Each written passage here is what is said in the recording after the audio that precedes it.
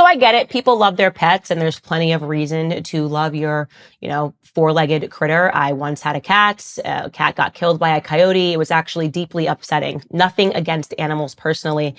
They definitely warm your home. But increasingly, you're starting to see this trend of people that are replacing the concept of having children with animals. And I used to follow someone, and I had to stop following them because I saw them holding their animal, and they were just sort of bopping the animal up and down, and then acknowledged that they were doing that to soothe the dog. Now, obviously, this does not soothe a dog. A dog is not crying like a baby is crying. The reason that moms do the up and down movement is because that sort of a movement can quiet your baby. They like to be moved around, especially if they have gas.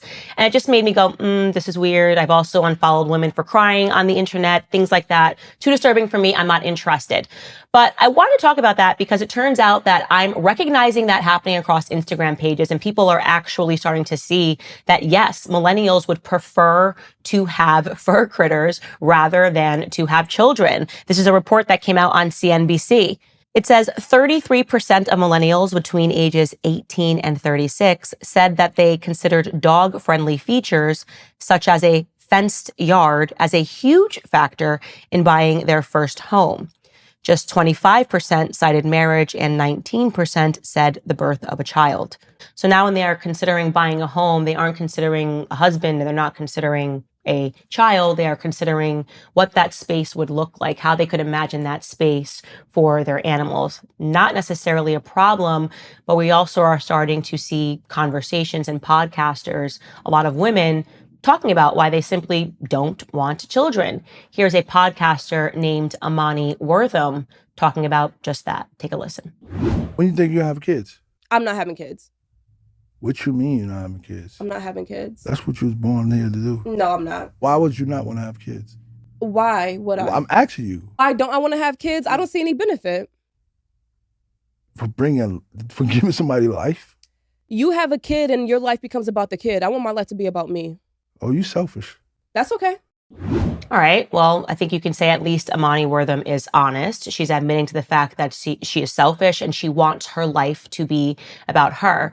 Now, if you look at the comments under this post, people are applauding her. They're saying, yay, absolutely, good for you. And by the way, I don't want to say to some woman who is this selfish, is admittedly selfish, that she should have children, even though obviously I believe the gentleman is right. I believe that having children is our divine purpose as women. I don't think there's anything that you can get from life that is not going to bring you more satisfaction and completion than having a child. But again, not going to encourage someone like her to have children. But that's not all Amani has to say. She also holds a very derogatory view of men. Take a listen. But what do you look for in a man?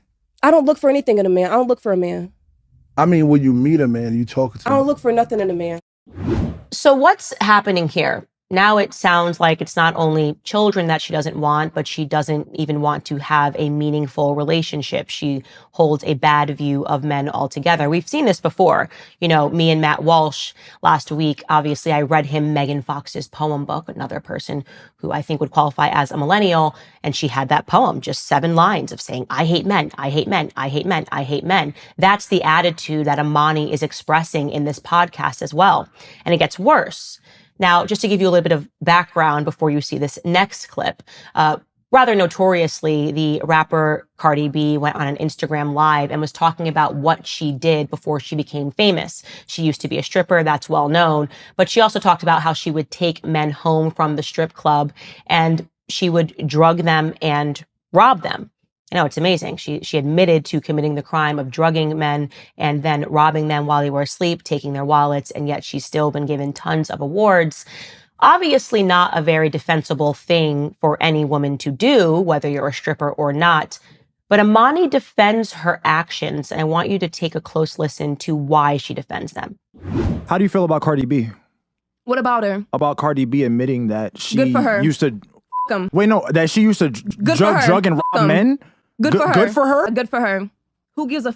They got robbed. They can get that back. They had all the money to buy this. They can buy it again. We're not even going to start comparing getting drugged and robbed for some watches or some money to getting sexually What you mean? assaulted. I'm never gonna be like, oh, we should be talking about Cardi B when it talks about like all the sexual assault going on. She didn't sexually assault them.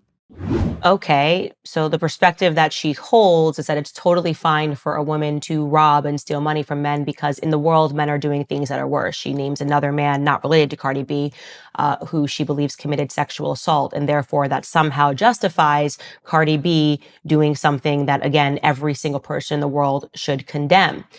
What we're actually seeing, and I thought about this a lot in terms of millennials, is that brainwashing works. I am a millennial. Where is this perspective coming from? Why are there so many women that are talking about men and saying that they hate them, that they don't aspire to have a family, that they don't aspire to have any children, that they instead want to focus on themselves? And by the way, when you look at that clip of her, you can see that there is no internal joy coming out of her. This is not a happy woman that is speaking. I know it's supposed to be sold to you as this is INDEPE, independent woman. She's confident as well. No, none of those things are happening. What I'm sensing is actually a deep internal sadness. And again, how did this happen? Well, we are a generation millennial. I think back to my own schooling experience. I think back to why it is that I used to hold the perspective that I should aspire to be a feminist, that I should aspire to climb the corporate ladder, that we do not need men at all in our lives. And fortunately, those perspectives were shattered for me before I could end up like Amani. And it really starts with school. The state began an initiative where once upon a time in America, women were learning home ec, men were learning trades, crafts, how do you build your home? How do you take care of your children? It has been replaced with radical ideologies. I remember sitting in health class and actually learning about the climate agenda. I remember learning and watching Al Gore's Inconvenient Truth and being told that it was selfish and to aspire to have a family and to have children when the world and the planet is going to end. Our minds were shaped, millennial minds were shaped to be anti-family. And now we are seeing the results of that everywhere. And it's even more pervasive because we have social media where these clips can go viral and women can stand on that and say, that's absolutely aspirational. This is actually a cancer that is happening in our society, that there are people that think it's cool not to have children, that they're trying to normalize, one of the favorite words they say on Instagram, let's normalize not aspiring to family. No, we should not normalize that whatsoever. We have to continue to talk about it. Because the truth, as I always tell anybody that watches this show, is that if you wear that cloak of feminism for too long, if you become like Amani and you become bitter towards men and you become bitter towards the idea of family, you will end up sad and alone. I promise you, there's just no way. Forget if you say both having a family, even just having a relationship. I just want to be by me. I just want to be by myself and do everything for myself. That is the saddest way that you could possibly exist. All right, ladies and gentlemen, if you like this video, you are definitely going to like the full episode even better. You can find it by clicking right here.